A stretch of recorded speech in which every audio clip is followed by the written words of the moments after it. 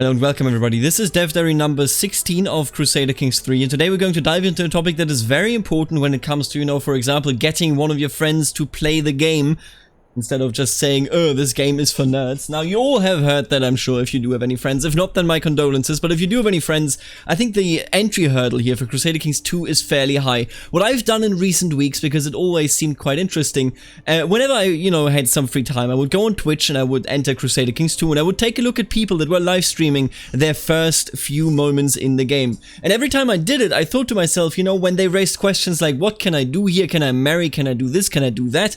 The answer always was yes, but it's complicated. And of course it makes a lot of sense, but finding the menus that explain the complications there is incredibly difficult, even if you do it with a live audience like all those people on Twitch did it. So, to me, this Dev Diary, of course, I'm not going to need any of the things that they, say here in particular, because I'm very well versed in Crusader Kings 2, and I hopefully will be able to jump into Crusader Kings 3 fairly quickly. But I think this is one of the most important topics for me personally, because accessibility and getting into a game instead of just saying this looks absolutely insurmountable is something that any Paradox game really would greatly benefit from. I want to distinguish, before we jump into the Dev Diary, and right after this we will definitely jump in, I want to distinguish accessibility from, dumbing something down, from simplifying it.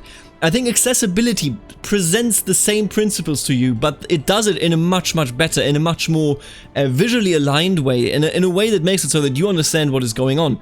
Now, I have heard this criticism, the simplification, quite a bit. I mean, not just for Crusader Kings, for any game, really. It's a very common criticism these days. And I'm not saying that Crusader Kings 3 cannot be free of simplification. I'm sure there will be some. I'm sure I will be disappointed, most certainly, but I want to say that this Dev Diary, and let's just jump into it right now, I think this Dev Diary showcases that they understand the difference between simplification, oversimplification I suppose, and going on to make things more accessible. Now, Matthew wrote this Dev Diary. I want to thank Matthew because what he's talking about here, some of the mechanics are, one of the main uses that are showed in this Dev Diary are essentially something that he created all on his own. And we all, I think, should say thank you to Matthew, but you will learn why in a second. I think we can all be honest here together and admit something. It had a UI that with what one might describe as questionable usability. I cannot even read today. I know when I started playing CK2 that I very quickly had to stop and go watch many hours of tutorials online because the UI was hard to use and buried relevant info without ever giving you an inkling on where to look. See, that's the exact thing. I do agree. I think this is the case. The more I watched people play this game on Twitch, the more I realized, had I not, explored it on my own, gone through it, had I not watched a Roomba, I mean, back in the day, I think it would have been way harder for me to actually learn the game. So that being said, I think this is a noble goal, a quintessential goal to bring more people into playing this game and, enabling more active multiplayer communities, that sort of stuff, enabling more people to tell their very own stories. So, with that being said, what has changed? They, introduce a tutorial that is much more interactive, that is much more straightforward than the Crusader Kings 2 tutorial that just leaves you off in a situation where, of course, it explains things, but then you have to do things all yourself. They start you off here as Chad of Münster. And you can see the map here. Let's just take a quick look at this map. I honestly kind of feel like this map is actually quite nice. I've had my fair share of criticism, I think, when it comes to the Crusader Kings 3 map, in comparison to Imperator Rome and so forth. I was like, I don't know if I really am in love with this. But the more I see of it, the more I feel, I'm actually quite content with what we can see right here. The mountains are, not overshaped, they're not undershaped. They are in the situation where you don't focus too much on them, but you are aware what a province is, for example, and what to expect if you fight in it. All of this, of course, I assume at the very least, is swamp territory, and so on and so forth. And here you can see the camera basics being explained in the tutorial. I think fairly basic, fairly standard. But it is good to know that they have a much more interactive tutorial instead of a tutorial that leaves you alone after you had, read whatever it said in a text box and then you had to do it, or if you didn't, then the tutorial would go on and break. That is something that I've also seen on Twitch, by the way. Streamers not being able to keep up with the tutorial and the tutorial breaking because of it. Always frustrating to see. But suffice to say, it will give you a good starting grasp on how to use the UI and the core mechanics to get you started and playing. Now, the next topic is something that I'm incredibly excited for. It's the biggest hit, I think, in all of the strategy games that have it. One of my secret favorites, and it's still only a secret favorite because it is not finally polished to the point where I can actually, thoroughly recommend it. But one of my favorites, John Schaefer's At the Gates, came out I think last year, was a bit of had a couple of issues I think when it comes to UI, but it had nested tooltips, and this is exactly what this is. So what does that even mean, nested tooltips? You could either read this, but we're not going to do this. We're just going to show it off right here. Look at this. This is absolutely beautiful. If you see this and it says such titles can be created by a ruler, and you're like, wait a minute, why do I need a ruler here? What do I want to measure? Then you can hover over and it explains, hey, dummy, a ruler is a character who holds at least one title. And you're like, wait a minute, a title? And you hover over it and you see all of this, and then you can get baronies, counties, de jure, duchy, kingdom, empire, and holder explained. I am so incredibly excited for that. I think nested tooltips are the way to go and remind yourself of any game concepts that you may have temporarily forgotten about and just need a quick reminder of, you know? Right now, if I forget about a game concept in Crusader Kings 2, which happens quite often because, you know, that's just what my memory does, I will have to Google it. I will have to either Google it, I have to go to the wiki, you know, all those sort of things. I have to take it on me to go to external resources and actually look it up. I think it is a gigantic step to connect different terms. Most things that you have in strategy games, you know, they have this huge encyclopedia, which isn't too bad, just for the record, but most of the terms there are not directly connected. They are not used in play. Right here, you look at something, you can immediately hover over it, and then you can do it. And they also thought of people like us, you know. I assume that if you are watching this video, you probably have played quite a bit of Crusader Kings 2. So when I say that they're thinking of people like us, what I mean is that they have tooltips and tooltips that are time-locked and action-locked, and you can choose which one it is. So timer-locked means if I hover over the word county, it just will pop up, right? That is exactly what it does. And after a time, what happens is it locks in. So it doesn't just pop up, it locks in after a time, on a timer, so to speak, right? And once it locks in, I can go over here and then hover over ruler. Now, if I'm more experienced and I don't want it to lock in because it's just a nuisance in the UI, I don't really care for it, I know the term title, I know the term ruler, all I need to do is I need to change it in the settings to action lock, and then you actually need to click. And only then does it unlock the next tooltip and actually lock it in. I mean, it also unlocks it already, but it's not locked in. If you were to hover over it, it would still, you know, show the tooltip, but to actually lock it in, you have to click, and then you can go over there. I really like the idea. It unifies tooltips and tooltips in a way that makes it so that the people that are more experienced can easily get rid of it and don't need to see it all the time. They don't need to lock it in unless they really want to, and everyone else can just sit there and be like, yeah, I can now tell what a title and what a ruler is. We have these two modes so that once you get more comfortable with the game, you can turn the tooltips into an opt-in mode with the action lock for when you come across something you want to see instead of it being more present trying to aid you. Now what they have down here is called Reactive Advice, and Reactive Advice is essentially the tutorial after the tutorial. You have it in most games. Stellaris has it as well, where if you do anything, the advisor will say, hey buddy, just so you know, building, you know, on a barren planet is not a good idea, or maybe you can't even do it. I don't know if that is modded or not. You know, I haven't played Stellaris in a while, but what I'm trying to say is, essentially, this same advisor is now here as well. For example, randomly, he will just say, advise, bishop endorsement. Your bishop is not endorsing you. Open this for a rundown on what this means to you and how you can fix it. I think this is absolutely excellent. It blends in. You can see that they stuck with the old looks here, you know, the kind of church glass looks, but they went now with a square look, and I think actually this is quite cool. I like the visuals of all of these. All of these are very, very nice. I do appreciate the visuals. I think I also actually do appreciate the visuals of this. I like the brown as well. It just looks so tribal. It looks so old, of course. You know, at the end of the day, don't I just associate tribal with brown because of CK2? Now that aside, so these are the visuals. You can see marriage here. You can see, I think land is going to go away is what that means, or maybe it means development. Unsure, of course, we can't really tell. And this, I'm certain, means that the heir is without a match. And then over here, advice, bishop endorsement. I think leaving this on will be good even for more experienced players initially once they, you know, jump into CK3, because there are some new mechanics that they don't necessarily know about, and I think getting the advice just casually up here is very, very nice. Now what is next is the most impressive part, as far as I'm concerned, of visualizing pop-ups in comparison to how CK2 does it. So, in CK2, when something happens, there are different opportunities where you can see that something has happened. If the message isn't that important, or if you told the game that the message isn't that important, or if the game just thinks that the message isn't that important, it will just pop up in the top right over here, as you can tell. Right here, there will be messages here, high priority messages, low priority messages, but that is where they will always be, and they will never change. Now, if somebody sends you an offer, for example, if anything happens to you, you know, somebody wants to sell you prisoners, that sort of stuff, it will pop up here. Just a tiny little circle. Now, beyond that, most of the things that you can do and that are, you know, kind of urgent in any sense, really. I mean, you know, creating a title, for example, is not exactly urgent, but it does exist. You'd have it up here. Beyond that, there is this, which is the message log, where it essentially displays, hey, this war was won by that person, that sort of stuff, but nobody uses it.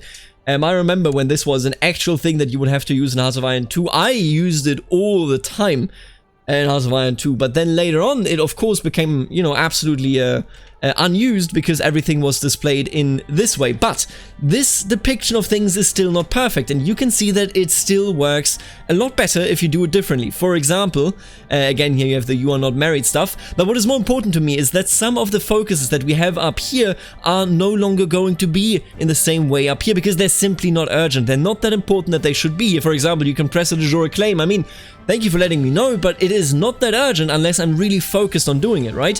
Whereas, for example, title loss on succession or over here, domain too big, they are very urgent.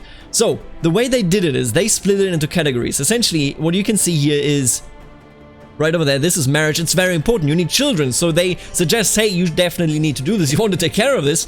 But on the other hand, for example, you are in debt. You can create the Duchy of Corsica. You can declare wars, ruler hold your de jure lands. Claims can be pressed. Countess Mariana of Arezzo. Whatever that. Oh, those are the claims that can be pressed, right? Whatever that means. I'm a bit confused, it appears. But as you can see, they are moving all of those things that are not inherently urgent right over here, meaning that you can click this and then this pops up and you can now see all the rest, further uncluttering the UI, further making it so that especially new players will only see the most urgent things. And here you can see, by the way, here 2 things the game suggests, so the player must be in a bit of a pickle right there, but only those truly urgent things are now suggested over here, and I think that is excellent. I think that is a very good design choice. Most of the time I get comments, every day honestly, I get comments that say, oh god, my OCD, you know, I'm help me. Why do you not work on getting these notifications down? And my answer is they're just not that urgent. Me, you know, being able to grant minor titles is not that urgent, but I don't want to get rid of them either. Of course, you can disable them, but I actually don't want to disable them. Because, you know, maybe one day I will be like, oh, I have those minor titles to give out. So the way I see it, this is perfect for players like myself that, you know, care for the more urgent things but don't care for the non-urgent things. It makes it easier for new players to distinguish between urgent and non-urgent. I think an absolutely beautiful step. Next to the nested tooltips, I would call this probably the most important part of this entire dev diary because the UI is further uncluttered and I can only say I love it. What we're seeing here is Northern Italy. I actually really like the map here as well. Again, I was very skeptical towards the map. I think my most skeptical part when it comes to Crusader Kings, and of course I'm still skeptical. What I need is more map. I need to see much more map in general, but that aside, what we have over here is notifications actually popping up in a meaningful sense. Again, back in the day we had it over here, or in the message log, but now it's like this. Can you believe that we actually have animation? That we have animated things in a Crusader Kings title? I'm very excited. So what these notifications do is essentially things that are fairly important but not all that important will pop up and they will disappear in time. You know, for example, if something is dropped out, if it was gone for too long, you can see here April is phasing out. No, it was March actually. March is phasing out once too much time has passed. And all these things will pop up as you play. They will pop up if they are important enough to pop up, and they will make it clear that you should probably care for it. For example, neighboring ruler won war, Kaiserin and Spymaster cooperate, and impresses King Boleslav. All of which are quite cool. And it also says, by the way, this happened despite your low intrigue skill. I love it. But what I want to say is I think this is a much better way to, you know, relay any information really to the player. As well as this one. Look at this. Oh my god, we are actually getting animations in a game of Crusader Kings. How did this happen? Isn't that insane? So what this is, essentially it pops up if something happens that is truly important to you as a person. For example, in this case, trade gained. You gained the trade diligent. I can only assume to be the Holy Roman Emperor, maybe even, you know, Friedrich Barbarossa, maybe Otto, who knows? I certainly don't know. But the way I see it, this is pretty cool because, you know, sometimes, and this is something that agitates me every time it happens. Sometimes, if you get a nickname, for example, we are called the Victorious, it will just pop up here in the low prior field. And of course I could change it, but what you need to know about my message settings, I literally have not changed my message settings ever. All of these are vanilla, meaning I accept the ones that annoy me. I guess I got rid of those entirely. But all of those are vanilla, and I gotta tell you, it's pretty weird if the vanilla setting of a nickname isn't even a pop-up. It's just, hey, I guess we call you dumbass now, you dumbass. So I like this much more. I hope, you know, I'm not sure about the animation. Honestly, the animation reminds me of that one game. Isn't that Clash of Clans? My god, it may be Clash of Clans, the blue shield. I may also be wrong, I've never actually played it. This is also not an advertisement, just for the record. But I like that there is an animation of this sort, and I'm sure that modders in particular can utilize this for so many different events, to have it pop up as, you know, a larger message. For example, in multiplayer, wouldn't it be lovely if someone that played multiplayer with me could send me a message that was essentially, message received, you are a dumbass, sent by your friend, whatever, right? I would like the idea. I like the idea of this animation modability. I like the idea the way it is presented, where it is a temporary thing. And you can see, by the way, 3 advisable decisions here displayed right there. 9 minor things going on. I really like that rework. But here's what we have to thank Matthew for in particular. He created the Encyclopedia in CK3. You know, on his off time, he details it. If you want to see the details of how he did it and how QA worked with him, so on and so forth, then you should check out the dev diary yourself. I'm just going to go through what this truly means.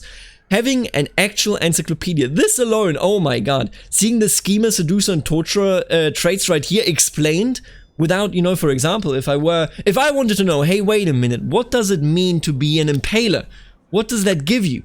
I could either go to the wiki and look it up right there, or I could go here to the character finder, and I would actually have to find someone that has, you know, that is an impaler. If there's no one that is an impaler, which is unlikely, but there are other traits where it is more likely, if there's no one that is an impaler, I would never know. The game would never tell me what the hell impaler means. It would not even tell me that this trait exists. So I'm a big fan of the Encyclopedia idea, and it progresses from there. It is entirely moddable. Mods are free to create new game concepts which will hook into the game Tooltips and Encyclopedia automatically. Make new lessons in the tutorial to cover their new systems, add more reactive advice or alerts, make new suggestions and situation descriptions, and hook in more notifications or toasts in the script. I love it. If I right now start up a Game of Thrones, which is an absolutely amazing mod, if I started it up right now, I haven't played it in ages. If I started it up right now, I would not know any of the dragon mechanics. I would not know so many of the mechanics when it comes to the stepstones, for example, where they collapse after a while because that is pirate territory, you know, that sort of stuff. I would not know unless, you know, I already know as I do, or, you know, I just Googled it. Now, in this case, we don't even need to leave the game. Modders can literally sit down and explain whatever their mechanics do in-game. I'm a gigantic fan of it. It is also kept current because it pulls the data, it pulls the values directly from the actual trait data in the files. I really like that idea. And I gotta tell you, this is the part that we won't really go through. Thank you to Matthew again. All of us should thank Matthew for creating such an amazing tool right here. But I think when it comes to accessibility, when it comes to opening up old concepts that we all already know, when it comes to having windows over windows over windows, Paradox is taking exactly the right steps. We're getting rid of all the nuisance, we're getting rid of everything that is entirely too much, that shouldn't even be on the screen, all of this stuff now being hidden here in the suggestions, which you can close at any time. It is great.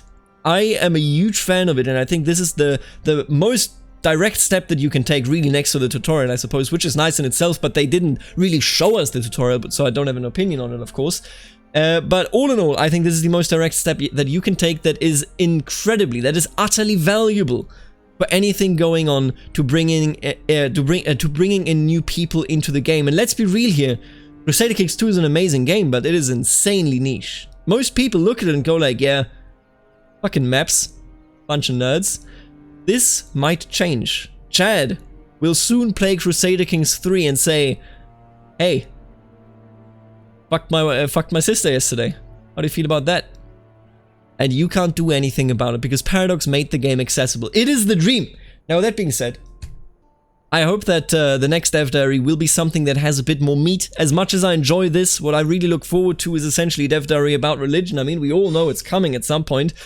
And as nice as all of this is, as nice as learning about all of these concepts is, which I think can't be appreciated enough, I would like to know a bit more about the game mechanics meat, because I'm impressed by Tooltips, and Tooltips, no question, but I would be more impressed by learning about heresies. Now, with that being said, this is the end of this video. Let me know what you think about the new accessibility. If you have any fears, for example, about oversimplification, I would also be interested in reading about it and talking to you about it, because while I don't share it, if you see some oversimplification in this, do tell me. Now, with that being said, I want to thank the members of the channel that are making videos like this one possible, namely the Barons, Aaron, Stefan, the Richest T, Snywolf, Emma Mamello, Thomas, and Lachlan. Of course, also the Counts, Kemelik 2, Shifty, Ixum the Naughty, and Wombat, and last but not least, the absolutely beautiful Dukes, Suspicious Duck, Benedict, Nathan, Knight of Squires, Kenneth, Lexo, Roboman, My Dad Left Me at Arby's, and Eric and Aiden. Thank you so much for tuning in.